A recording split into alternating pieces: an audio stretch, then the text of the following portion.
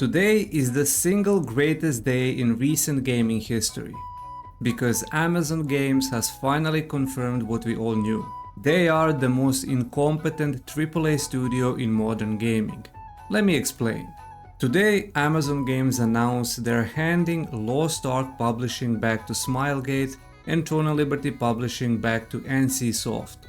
Throne of Liberty transitions to NC and First Spark Games starting Q4 2026, while a Lost Ark goes back to Smilegate in early 2027. Over the years, they have destroyed these two games with their sheer incompetence and decision making, and now when both of these games are on the brink of extinction, they bail. And it gets worse. Buried in that announcement is the account migration info, and it's genuinely tragic. When your Lost Ark account moves over to Smilegate, most of your shit transfers. Characters, progressions, inventory, wallet, fine. But your mail history, gone. Chat history, also gone. Guild nicknames, stronghold gift messages, blacklist notes, all of it, wiped. Spanish language support just doesn't exist anymore. 5 years of a live game, and Amazon can't even be bothered to hand it over intact. You couldn't write this shit even if you tried. But let's back up, because I need you to understand how insulting the whole timeline actually is. New World officially shuts down in January 2027. That's already locked in, already happening. So right now in real time, Amazon is killing New World and abandoning Lost Ark and abandoning Throne of Liberty, basically all at once. In about a year, their entire MMO portfolio goes from 3 major live titles to 0. And here is the part that should get them dragged through the street.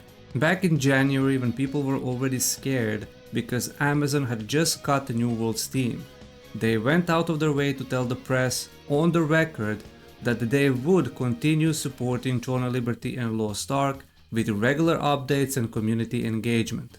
That is a direct quote, word for word.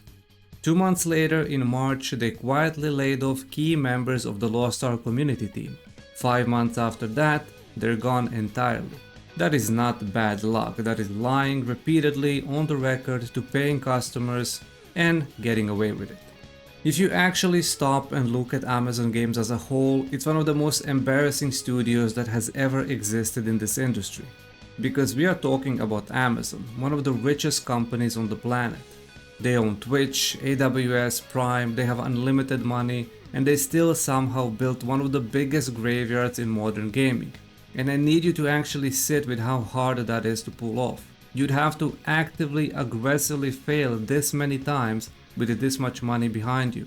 This is a company that is structurally, fundamentally incapable of running a live service game, and they've been proving it for over a decade in front of everyone.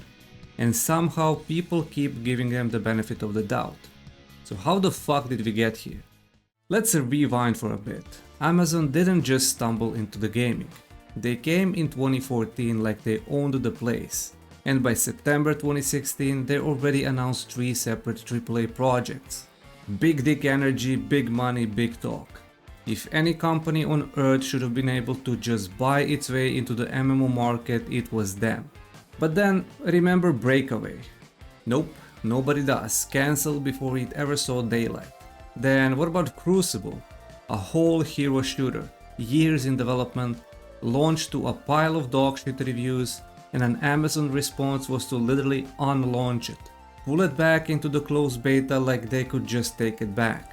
They fucked around with it for a few more months and then killed it anyway. Nobody else in the industry does that. Then New World, and this one actually stings a little because New World kinda had me. Almost 1 million concurrent players at launch, queues for hours, people calling in sick to work, servers completely melting under the weight. For one single moment it looked like Amazon had actually done it. And then it all fell apart in the most predictable way imaginable. Dupe exploits, gold exploits, the economy was broken within weeks, no real endgame, content droughts stretching for months at a time, server merges because the population disappeared. Reworks stacked on top of the reworks like they were trying to fix a house fire with more houses. And after years of limping the thing along, Amazon finally gave up. No more content, delisted, dead for good in January 2027. Any competent studio looks at that disaster and learns something. Amazon looked at it and said, cool, let's do this 2 more times, but worse. Because this isn't just an MMO problem. Let's talk about King of Meat, because this one deserves way more shit than it got. October 2025, Amazon launches King of Meat, a co-op dungeon crawler from Glowmade. Massive push behind it, a Gamescom reveal, an actual Mr. Beast promo video, which means they spent real money believing in this thing. Steam peak concurrent players at launch, best day it ever had, 320. Not 320,000, 320 human beings. Tragedy. They cut the price by 70% 2 weeks later and it still didn't move. 4 months in, it's down to the single digits online and Amazon pulls the plug completely. Delisted everywhere. Servers dead April 9th. 6 months. That's the full lifespan of a game they paid a literal YouTube billionaire to promote. But listen to this, in the same fucking week, same announcement cycle, Amazon also quietly dropped Maverick Games, a studio full of actual Forza Horizon veterans from a driving game deal they've been attached to since 2024. No shutdown post, no big statement, just a contract release. 2 studios in the same week, same quiet exit through the back door while nobody's looking. So let's actually stack this graveyard up and say it out loud. A cancelled shooter, a cancelled MOBA, 2 cancelled Lord of the Rings MMOs, New World dead, Blue Protocol never even made it out of Japan after years of hype, King of Meat dead in 6 months with a Mr. Beast trailer attached to its tombstone, Maverick Games quietly cut loose the same week, and now the 2 biggest MMOs they were running, gone. Dumped back on the people who built them because Amazon doesn't want the headache anymore. You could genuinely not make this up. And look, the problem was never that everything Amazon touched sucked. And I'm not going to pretend otherwise just to keep the pile on going. Lost Ark launched to over 1.3 million concurrent players. One of the biggest Steam launches ever recorded. Throne of Liberty pulled 3 million players in its first week.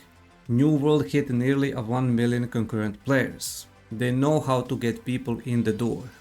They are genuinely good at hype and marketing, but that's exactly what makes this so much worse because it proves this was never about being able to succeed.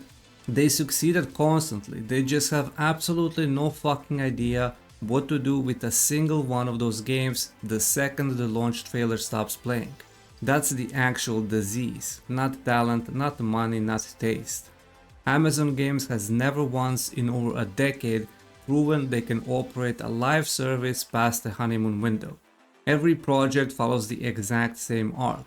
Huge launch, real excitement, real numbers, and then a slow, mismanaged collapse that ends in cancellation or Amazon quietly slipping out of the side exit. Over and over for 10 years straight, with more money than you can imagine the entire time. That's why today is so humiliating for them specifically. They spent years trying to become one of the defining publishers in this genre, and today they're leaving it almost entirely in the same breath they used to swear to everyone they were staying. At some point you have to stop calling it bad luck. If everywhere you go smells like shit, it's not the room. Check your own shoe. And I actually think today's news is good. Not for Amazon, they don't deserve a single kind word out of this. For Lost Ark, for Throne of Liberty. Because whether you love these games or hate them, the people actually making decisions are finally the people who built the damn things in the first place. Does that fix everything overnight? Nope. And let's not pretend it does. Because both of these games have their own shit to answer for, completely separate from whatever Amazon did or didn't fuck up on the publishing side. Lost Ark is still 5 years later running on one of the most exhausting monetization models in the entire genre. You want to be competitive at the endgame, you're either grinding for months on systems specifically tuned to make you feel like you're wasting your time without spending, or you're opening your wallet for gold sellers and RNG based gear upgrades that can just eat your currency and give you nothing back. Player counts have been declining for years. It's a game running on a shrinking, aging player base, held together by sunk cost and muscle memory. And Throne of Liberty isn't in better shape. This is a game that launched with genuinely massive numbers, and then bled population fast enough that within a few months people were openly asking if it was already dying. The pay-to-win complaint started almost immediately and never really went away. Gear trades, the auction house economy, the gap between whales and everyone else in large-scale PvP, that's supposed to be the entire selling point of the game. You cannot have a PvP-focused MMO where the outcome of a fight is decided by who spent more money before it started, and then act shocked when the massively multiplayer starts quietly shrinking every single month.